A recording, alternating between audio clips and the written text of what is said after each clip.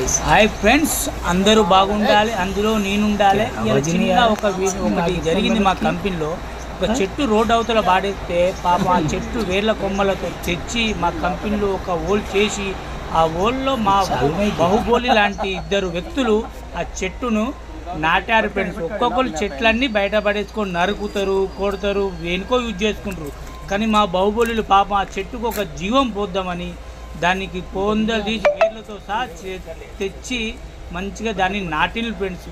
నాటి పాపం అతడు ఇబ్బంది పడ్డా ఒక నీడ కావాలి కంపెనీకి అంటూ తెచ్చి పార తెచ్చి పాపం నాటి ఆల్రెడీ దాంట్లో మట్టి పోసిండు.